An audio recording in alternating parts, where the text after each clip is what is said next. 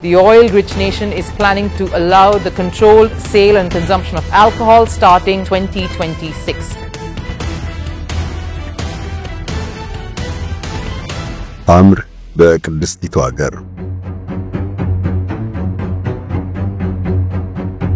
أنا فارق الحياة إلا وأرى الشرق الأوسط في مقدمة ውድ የሳሎን ቱብ ቤተሰብ የቴምር ሪል ስቴት የሽያጭ ሰራተኞች መልእክት አላቸው። ቴምር ሳር ቤት አካባቢ ሽያጭ በጀመረ አንድ ወር ባልሞላ ጊዜ ውስጥ አንድ ሙሉ ብሎክ እንዳጠናቀቀ ሰምተዋል። የሁለተኛውም ህንጻ ሽያጭ ቀጥሏል። ተረኛው እርሶ ኖት፣ እንዳያመልጦ። ተመራጭ በሆኑ አካባቢዎች የቤት ባለቤት ይሁኑ። ለአብነት አፍሪካ ህብረት አቅራቢያ ከብሉኔስት ሆቴል ፊት ለፊት በ40% የዋጋ ቅናሽ በካሬ በ64200 ብር ክፍያ ሽያጩ ተጧጡፏል። ይህ ዋጋ ለ15 ቀን ብቻ ስለሚቆይ ይፍጠኑ። በ7 ዓመት ውስጥ 10 ቦታ ላይ ገንብቶ ያስረከበው ቴምር ለኢንቨስትመንት ፍላጎቶ እርካታ በሚያጎናጽፉ ሰፈሮች ይገኛል። በሊሴ ገብረ ማርያም፣ በአያት፣ በጋርመንትና በሶማሌ ተራ እንደ ምርጫው ባለ ንብረት ይሆናሉ። በተዋበው ፒያሳ የሁለት ግዙፍ የንግድ ሞሎችን ሽያጭ ጨርሶ ከአድዋ 00 ሙዚየም ፊት ለፊት ሶስተኛውን እያገባደደ ነው። የመኖሪያ አፓርትመንቶችን ከ10%፣ የንግድ ሱቆችን ደግሞ ከ900 ሺህ ብር ቅድመ ክፍያ ጀምሮ እየሸጠ ነው። ያለምንም የዋጋ ጭማሪ ቤትና ሱቅ የራሱ ያድርጉ። የበለጠ መረጃ ወይም ግንባታውን መጎብኘት ከፈለጉ በ0997 48 73 48 ይደውሉ። በዚሁ ቁጥር በዋትስአፕም ማነጋገር ይችላሉ። ቴምር In a break from tradition, Saudi Arabia is set to open its first liquor store within a few weeks. ሳዑዲ አረቢያ እጅግ ወግ አጥባቂ ስርዓት ለዘመናት የነገሰባት ሀገር ናት። አለባበስ እንኳ ፍጹም ከእስላማዊ ቀኖና መውጣት አይፈቀድባትም። ሴቶች መኪና ማሽከርከር ተከልክለው ኖረዋል። መድረክ ተዘርግቶ የሙዚቃ ትርኢት ማሳየትም ይከለከል ነበር። ባለፉት ጥቂት ዓመታት ግን ብዙ ለውጥ ታየ። የኢኮኖሚዋን መሰረት ለማስፋት በሚል የቆየውን ወግ ጠበቅ የኑሮ ዘይቤ መናድ ጀምራለች። እንደ አውሮፓውያን አቆጣጠር በ1938 ነዳጅ ከተገኘበት ጊዜ ጀምሮ ሳዑዲ አረቢያ የዓለምን ኢኮኖሚ እንዳሻት የምትዘውርበት አቅም አበጅታለች። ሆኖም ከክፍለ ዘመን በላይ የዘለቀው ወግና ሃይማኖታዊ እሴት አልተነካም። The oil-rich nation is planning to allow the controlled sale and consumption of alcohol starting 2026. ጸሐፊው በትረ ሙሳ እንደሚጠቅሰው ሳዑዲ አረቢያ በልዑል አልጋ ወራሽ መሐመድ ቢን ሰልማን አስተዳደር በብዙ መልኩ እየተቀየረች ነው። በሐምርነት ተፈርጀው ያስቀጡ የነበሩ ነገሮች አሁን መፈቀድ ይዘዋል። አገሪቱ የተቀደሱት መካና መዲና መገኛ ከመሆኑ አንጻር የአልጋ ወራሹ ውሳኔ ሰፊውን ሙስሊም ማህበረሰብ የሚያስቆጣ እንደሚሆንም ይገመታል። አሁን በሳዑዲ አረቢያ አልኮል ይጠጣል እየተባለ ነው። በምን መልኩ እንደሚቀርብ አብዱሰመድ መሐመድ አካፍላችኋለሁ።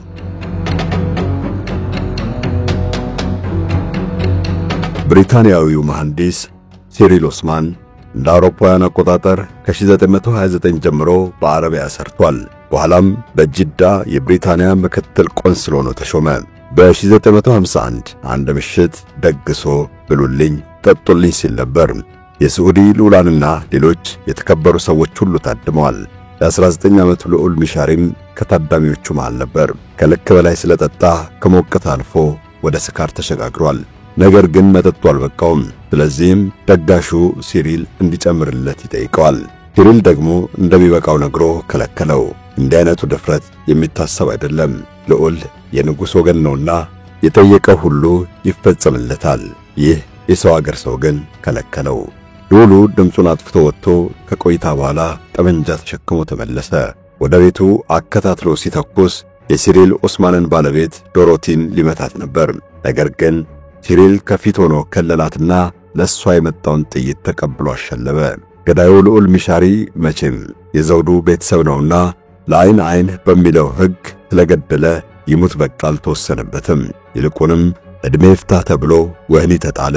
በእርግጥም የፈረዱበት ንጉሥ አብዱልአዚዝ አልፈው ሳዑድ ሲተኩ ተለቀቀ። ሲሪል፣ ዶሮቲና ሚሻሪ አብረው ጊዜ የሚያሳልፉ ሰዎች ናቸው። ከድግሱ ጥቂት ቀናት በፊትም አንድ ላይ የአሜሪካ ፊልም ተመልክተዋል። በዚህ ፊልም ውስጥ ደግሞ የሚሻሪና የነ ሲሪልን ግብግብ የመሰለ ትዕይንት መኖሩ ይነገራል። የሆነ ሆኖ ንጉሥ አብዱልአዚዝ ከጥቂት ወራት በኋላ በሳዑዲ ምድር ምንም አይነት አልኮል እንዳይሸጥም ሆነ እንዳይጠጣ በአዋጅ ከለከሉ።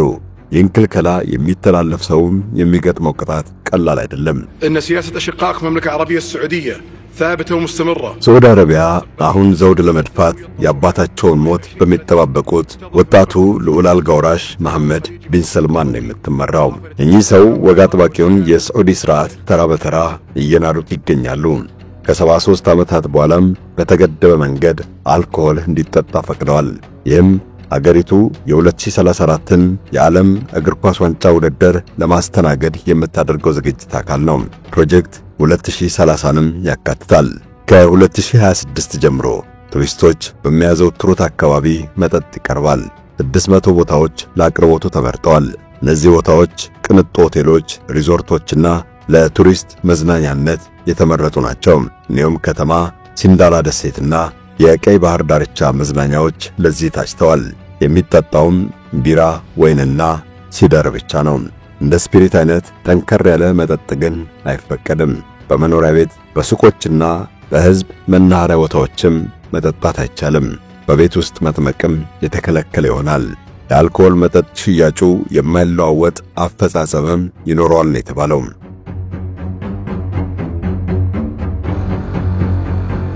ሳዑዲ አረቢያ ራዕይ 2030 የተባለ ዕቅድ አላት። ልዑል አልጋ ወራሽ መሐመድ የሀገራቸውን ኢኮኖሚ የማሳደግና የማስፋት ውጥን አላቸው። በነዳጅ ላይ ሙጥኝ ማለቱን አይፈልጉትም። ለቱሪዝም ትኩረት ሰጥተዋል። ሰዎች ለመዝናናት የሚመርጧት ሀገር እንድትሆን እየሰሩ ነው። እየተካሄደ ያለው ለውጥ ተጨማሪ የሥራ ዕድል እንደሚፈጥርና የውጭ ኢንቨስትመንትን እንደሚጠራ ይታመናል። ነገር ግን መሐመድ ቢን ሰልማን አገራቸውን እሳቸው በተመኙት መንገድ ለማዘመን የሚንዱት እሴትና ነባር ልምድ በቀላሉ ተቀባይነት ማግኘቱ ያጠራጥራል። እሳቸው ደግሞ ሐሳባቸውን ለማይቀበልና ለሚቃወማቸው እጅ የሚሰጡ አይደሉም። የአገሪቱ ወጣት ትውልድ በለውጡ ደስተኛ መሆኑ ይነገራል። ነገር ግን ሳዑዲ የምትገለጽበት የኖረው ወግ ጠበቅ ሥርዓት ለምን ይነካል ብለው የሚወግቱ ሰዎች ቁጥር ቀላል አይደለም። ታዲያ ይሄ እንዴት ይታረቃል? ሳዑዲ አረቢያ አለይሂ ሰላቱ ወሰላም የነቢያችን አገር ናት። እስልምና አቆጥቁጦባታል። ሁለቱ ቅዱሳት ከተሞች ይገኙባታል። መካና መዲና ከአላህ በታች በዘውዱ ነው የሚጠበቁት። ወደ መካ ከሙስሊም ውጭ መግባት አይችልም፣ በሕግ ይጠየቃልና። መዲና በተወሰነ ደረጃ ለሌላ ሃይማኖት ተከታዮች ክፍት ናት። አገር ጎብኚ ሳዑዲ ቢሄድ መጀመሪያ ማየት የሚፈልገው እነዚህን ሁለት ቅዱሳት ከተሞች ነው። በዚህ ሁኔታ ታዲያ መሐመድ ቢን ሰልማን አገር ጎብኚ ለመሳብ የሚያደርጉት ጥረት እንደምን ይሳካል? حرب السعوديين هذه حربي اللي أخوضها شخصيا ولا أريد. ባህረ ገቡ የሳዑዲ አረቢያ ምድር ለሺህ ዓመታት በጎሳዎች፣ ነገሥታት፣ መሻይኮችና ግዛት አጼዎች ተከፋፍሎ ነው የኖረው። አገሪቱ በቆዳ ስፋት ከግዙፎቹ ተርታ ብትመደብም ወንዝ የሚባል ነገር የላትም። ዝናብ የሚጥለው ከስንት ጊዜ አንዴ ነው። የሚጠጣው ውሃ ማግኘት እጅግ ይፈትናል።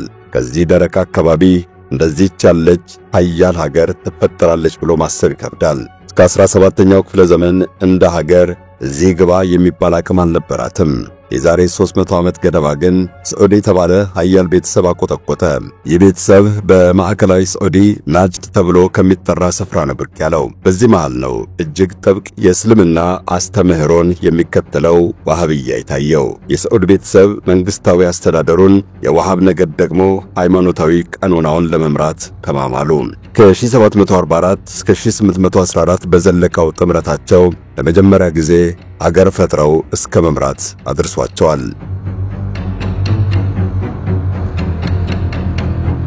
ኢብን ሰዑድ ዘመናዊቷን ሳዑዲ አረቢያ ፈጥሯል ይሉታል። ግዛቱን በኃይል በማስፋፋት አገሪቱ የአሁኑን ቅርጽ እንድትይዝ አድርጓታል። በ1932 በቤተሰቡ ስም ለሀገሪቱ መጠሪያ ሰጥቶ አዲስ አፄያዊ ጉልት አስቀመጠ። ይሁንና አገር ማጽናቱ ዋዛ ሥራ አልነበረም። በተለይ የዋሃብያን እስልምና መቀበል ያልፈቀዱ ጎሳዎች ከፍተኛ አመጽ ነበር ያነሱት። በደቡብና በምስራቅ የሚኖሩት አናሳዎቹ ሺዓ ሙስሊሞች የተጫነባቸውን ሃይማኖታዊ ቀኖና አልፈለጉትም። ከሂጃዝ ግዛት የተባረሩት ሐሽማይቶች ከና መዲና ይገባናል አሉ።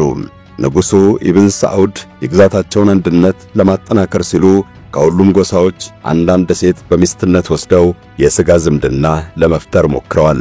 ከ20 ሚስቶቻቸው ከ100 በላይ ልጆች አፍርተዋል። 45 ወንዶች ናቸው። ከመካከላቸው ለንግስና የበቁት 6ቱ ናቸው። አሁን ዘውድ የደፉት የ87 ዓመቱ አዛውንት ሰልማን ቢን አብዱል አዚዝ አልሰዑድ በአረጋዊነት ዘመናቸውን የተወለዱት። እኚህ ንጉሥ ዙፋኑን ይዘው ያሉት ለስሙ ነው እንጂ የአገሪቱ አድራጊ ፈጣሪ ወጣቱ ልጃቸው ልዑል አልጋ ወራሽ መሐመድ ቢን ሰልማን ሆነዋል። ሳዑዲ አረቢያን ከሳዑድ ቤተሰብ ውጪ መምራት አይፈቀድም። የጠራ የዘውዳዊ ቤተሰብ ሥርዓተ መንግሥት ነው የተዘረጋው። ፊልምና ቲያትር የታገደበት ጊዜ ነበር። በዚህ ሕዝብን አስደግድጎ የመግዛት አባዜ አሜሪካ የሳዑዲን መንግሥት ተቃውማ ድጋፍ ነፍጋ አታውቅም። ጥብቅ የሱኒ እስልምና ሥርዓት የነበሩት መሳፍንት በሳዑዲና በጎረቤት አገራት በሚኖሩ ሺዓዎች በተደጋጋሚ ተፈትነዋል። ዋሃብያን የማይቀበሉ ሱኒዎችም በቀላሉ አልተገዙም። መሳፍንቱ ከአሜሪካ ጋር እፍ ያለ ፍቅር ውስጥ መውደቃቸውንም የተቃወሙት ጥቂት አይደሉም። የተቀደሰችውን ሀገር የሚያረክሷት አሜሪካውያን ለቀው እንዲወጡ ጫና ፈጥረዋል። ይህን ተቃውሞ የሚያቀነቅኑ ታጣቂዎች በ1979 ሐራሙን የተቀደሰውን ሚሊዮኖች ሊያዩትና ሰላት ሊያወርዱበት የሚመኙትን ካዕባ ሰብረው ገቡ። ለዚያውም የሐጅ ወቅት ታጣቂዎቹ ሰው ገድለው ብዙዎችን አስርበው ሰላት ከልክለው ለቀናት ይዘውት ሰንብተዋል። ዘውዳዊው አስተዳደር በፈረንሳይ ልዩ ወታደራዊ ኃይል ድጋፍ ነው ካዕባን ከታጣቂዎቹ ያስለቀቀው። የመካና መዲና ጠባቂዎች የአሜሪካ ወታደሮች መሆናቸው ብዙዎችን አላስደሰተም። ጎረቤት አገራትም በሳዑዲ መንግሥት ላይ ተቃውሞ አሰምተዋል። የ1979 አብዮት የወለደው የኢራን ሺዓ መንግሥት በተለይ ለዘውዱ እስካሁንም ስጋት ነው። የኢራን አብዮተኞች የሀገራቸውን ዘውድ ገርስሰው ነው ስልጣን የያዙት። ሁኔታው ከሰመረላቸው በሳዑዲም ማድረግ የሚሹት ይህንኑ ነው። የሳዑዲ መሳፍንትም ሁኔታውን ባንክሮ ይከታተላሉ። በ2011 ጎረቤት ባህሬንን ያመሳትን የሺዓ አመጽ ሰራዊት አሰማርተው ያዳፈኑት ወላፈኑን እንዳይለበልባቸው የሰጉት ሳዑዲዎች ናቸው።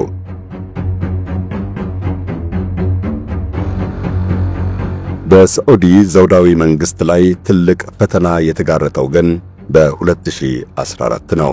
በኢራን መንግሥት የሚደገፉት ሺዓዎቹ የሁቲ ታጣቂዎች የየመንን መዲና ሰንዓ ተቆጣጠሩ። ቀጣይ መዳረሻቸው ደግሞ የወደብ ከተማዋ አደን መሆኗን አወጁ። እነኚህ ታጣቂዎች ሙሉ የመንን ከተቆጣጠሩ ከኢራን ጋር አብረው ሳዑዲን ቀለበት ውስጥ ሊከቷት ይደርሳሉ። ሁኔታውን አደገኛ ያደረገውም ይህ ስጋት ነው። የሳዑዲን ዘውዳዊ ሥርዓት ስለመገርሰስ ሁሌም የሚፎክረው የኢራን እስላማዊ መንግሥት በአስተሳሰብ የሚመስሉትን መሪዎች በኢራቅና በሊባኖስ ማንበሩ ሳያንስ የመንን ከተቆጣጠረ ሳዑዲ አረቢያ ትከበባለች። ሳዑዲ አረቢያ ነዳጅ ለውጭ ገበያ ካላቀረበች 87 በመቶ የሚደርሰውን የመንግሥት ዓመታዊ በጀት መድፈን አትችልም።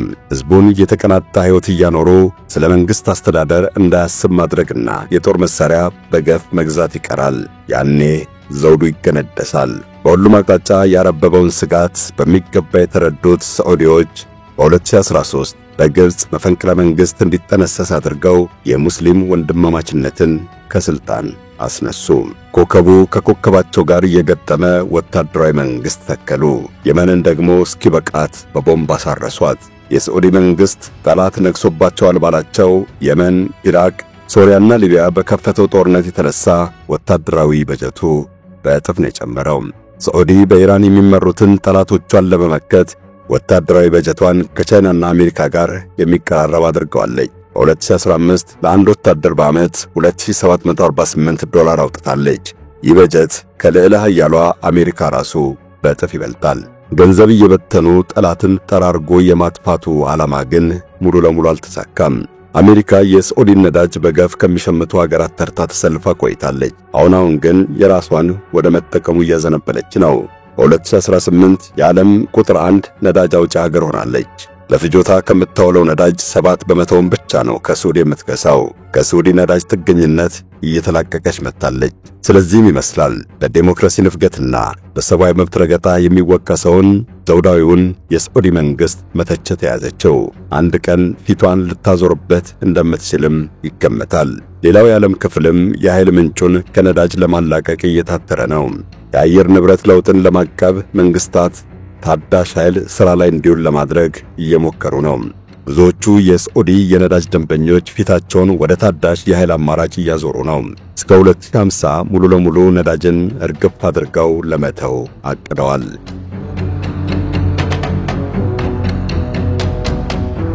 አሜሪካ ምንም እንኳን የከርሰ ምድር ሀብቷን ወደ መጠቀሙ አብዝታ ብታደላም ለጊዜው የሳዑዲ ወዳጅ ሆና መዝለቋ አይቀርም።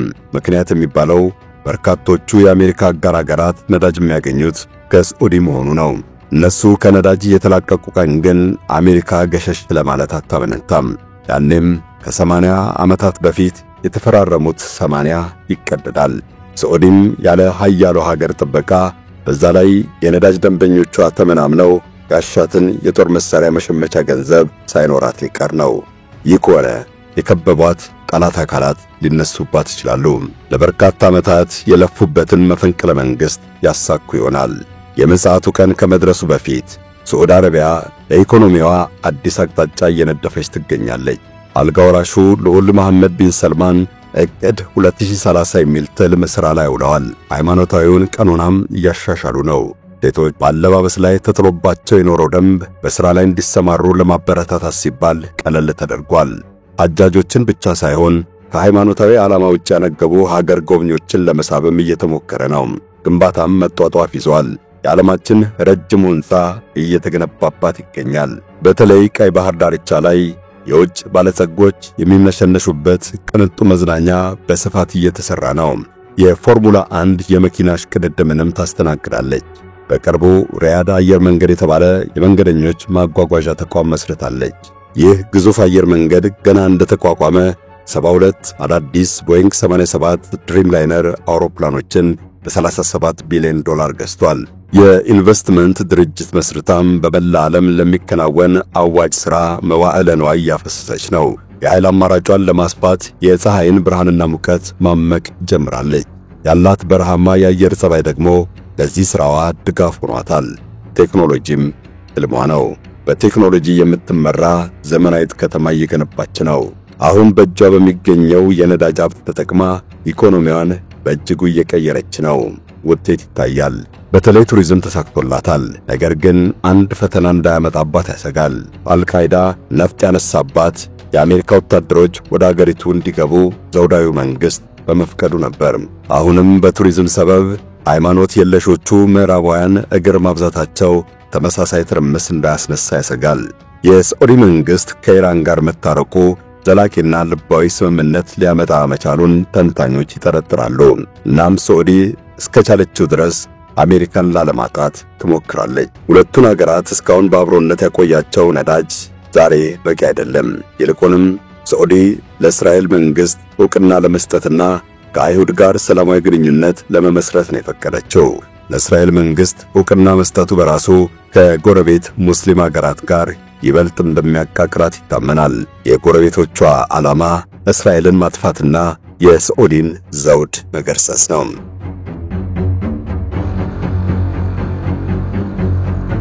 ሳዑዲ አረቢያ ከጥቂት ዓመታት ወዲህ የተለየ ገጽታ ተላብሳለች። ከቤታቸው ለመውጣት ይፈተኑ የነበሩት ሴቶች ዛሬ ምሽት ጭፈራ ቤት ውስጥ ይታያሉ። በአደባባይ ላይ ሴት ዲጄዎች የሚመሩት ጭፈራ ይካሄዳል። ከዓመታት በፊት የዚህ አይነቱ ተግባር በሕግ ያስጠይቅ ነበር። ሳዑዲ በጋብቻ ያልተጣመሩ ወንድና ሴት በጎዳና እንዳይጓተቱ ከልክላ ቆይታለች። የሃይማኖት አባቶች የሳዑዲን ሁለመና በተቆጣጠሩበት ዘመን እስልምና ሳይሸራረፍ እንዲተገበር አድርገው ነበር። መሐመድ ቢን ሰልማን ሳይቀቡ የታጩበትን የንግስና በትር ማሾር ከቻሉ ወዲህ ግን ያልተቀየረ ነገር የለም። ወጣቱ አልጋ ወራሽ የሃይማኖት አባቶች በፖለቲካ ጉዳይ እንዳይገቡ ከለከሉ። ሴቶችን ከአደባባይ የሚያርቁ ገደቦችን አነሱ። ይህ ሁሉ የሆነው በአጭር ጊዜ ውስጥ ነው። ልዑል አልጋ ወራሽ መሐመድ ቢን ሰልማን በሳዑዲ አረቢያ አብዮት እንዳመጡ የሚገልጹላቸው ብዙዎች ናቸው። የአገሪቱን ዜጎች በተለይም ሴቶችን አንድ እርከን ከፍ ማድረጋቸውን ያወድሱላቸዋል። ሌሎች ደግሞ ጨካኝ ይሏቸዋል።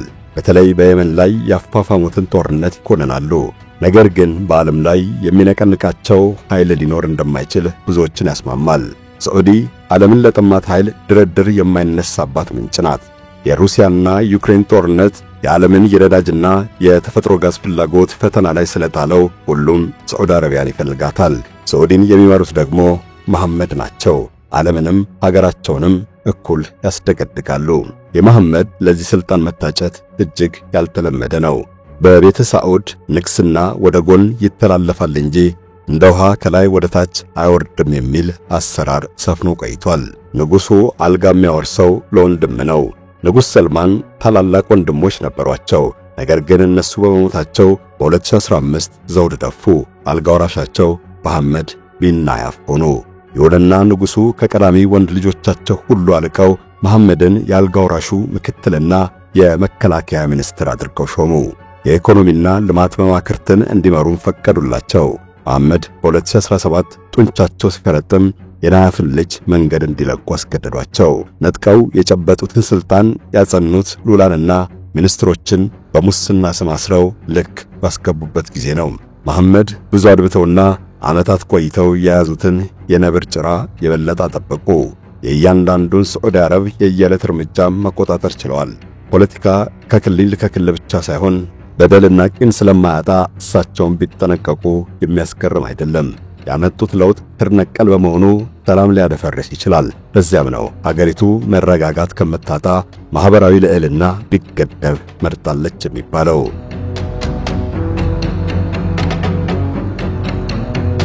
የምዕራቡ ዓለም መገናኛ ብዙሃን መሐመድ የዜጎችን መብት እንደረገጡ ይዘግባሉ። ጨካኝነታቸውንም ደጋግመው ያውጃሉ። በተለይ ጀማል ካሾጂ የተባለ የአሜሪካ ዜግነት ያለው ትውልደ ሳዑዲ አረቢያ ጋዜጠኛ በማስገደል የማይወነጅላቸው የለም። የአሜሪካው ፕሬዝዳንት ጆ ባይደን እንኳ ገዳዩ ማንም ይሁን ማን የእጁን ያገኛል ብለው ፎክረው ነበር። ነገር ግን ግድግዳ ተላትሞ የተመለሰ ዲስኩር ሆኖ ነው የቀረው። መሐመድ የሚመሯት ሳዑዲ አረቢያ የአሜሪካ ቁልፍ አጋር ናት።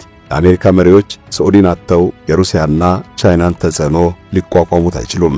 መሐመድ ቢን ሰልማንም ልካቸውን በቅጡ ስለሚረዱ ለአሜሪካውያን ቡራ ከረዮ ቁብ አይሰጡም። የሆነው ሆኖ ምዕራባውያኑ የሳቀውንም ያለቀሰውንም ለመንቀፍ አንደበታቸውን ለማላቀቅ አይታክቱም። ሳዑዲ ሴቶችን ጨቆነች እያሉ ያላዝኑ ነበር። ሰብአዊ መብት ተረገጠ ብለው ለፍፈዋል። የአገሪቱ ባህሪ ሲቀየር ደግሞ ሌላ ትችት ይዘዋል። ፈጣሪ ሀገራችንንና ዓለማችንን ሰላም ያድርግልን። አሜን።